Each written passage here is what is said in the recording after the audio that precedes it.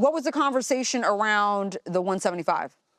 The Wi-Fi bill? Because you told her y'all can move in, not worry about any bills. I gotta pay no bill. Why did you ask her for $175? I asked her, but she didn't actually give me the money for that. Why did you ask her?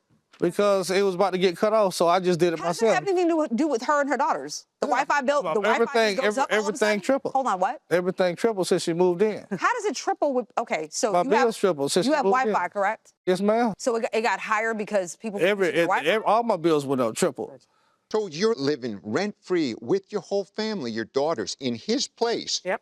And he loses his job. And you're nickel and diming him for Wi-Fi services? I didn't nickel and dime him. Well, you were asking him for Wi-Fi services that you were using too. It was listen, he was breeding dogs and selling puppies and telling me, oh, you know, I took care of the mortgage. Oh, I took care of this. But I was finding letters where he was behind in his mortgage. So you think this is a guy who's unwilling to admit that he owes you money, but he was so kind when that HELOC loan didn't come through that all of a sudden he's offering you a place to live? That doesn't make sense to me. Yeah, because I had already given him money for the trucks a few weeks before I moved in. That money I could have used to move anywhere. Okay, let's move on to the property damage. So on the day that I left, well, the day before I came and got the remaining items, when I came home, I found all of the belongings just thrown in the living room like trash. It just looked like. Where was it before that? Trash. Before he in the third bedroom. You have a video? The video is of what we came home to. Just items, just trash. That is how the stuff was just thrown out of the rooms. I did see a television screen. Yeah, my daughter's TV was damaged. Can we pull the picture of the television screen? Is that your television? Yes, it's my daughter's television. Nah. That picture was probably taken after she moved out, but that was not in my house like that.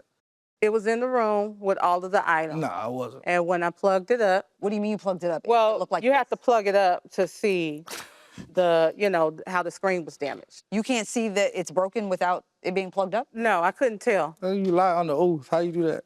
You're listing the property damage at $540. How do you come to that figure? For the clothes, I had uniform pants that my daughter had never worn, still had tags on them. Do you have the price tags? Receipts? I don't have the receipts. Ms. Dunn, phone. You were claiming he stole an iPhone? It's an iPhone missing. There's a phone case, no phone. Do you have any ideas where this iPhone could be?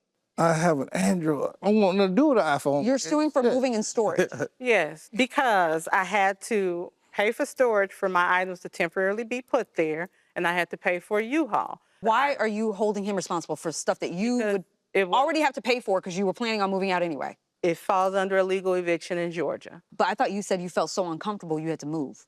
Well, he moved all of my daughter's items. He threw them in the middle of the floor. There's no way we could have stayed there. You're saying it was a constructive eviction? Yes. He didn't actually evict you, and but he had been did things like set the place He had been trying to get me to leave voluntarily. You know, he kept telling me to take him to court, which is why we're here. I'm done. All right, the parties are excused while we deliberate in this matter. Thank you both. We have reached a unanimous verdict. Ms. Dunn, you provided evidence in the form of text messages that were helpful in proving that some of these were in fact loans, beginning with the truck, the $2,500. It was very clear through your own words in text messages, Mr. Small, that you were going to pay her back for that. The Wi-Fi bill, that was a loan. In your own words via text, you say, I'm going to pay it back, let me borrow. Those terms mean, yeah, this was a loan. So we're going to award you that as well. You failed to prove that the home renovations were loans. You failed to prove the property damage in terms of providing documentation of what these items were and what they were worth. As far as the phone is concerned, you failed to prove that he stole the phone or has the phone. And as far as the moving and storage is concerned, we're not going to award you that. You had the benefit of living somewhere rent-free. Having to spend a little bit of money to move your things and store them isn't something that we found was unreasonable. Because of that, we are finding in favor of you, Ms. Dunn, for the amount of $2,675. We're wishing you both the best of luck. Mr. Small, you look very confused. Oh, I can't see.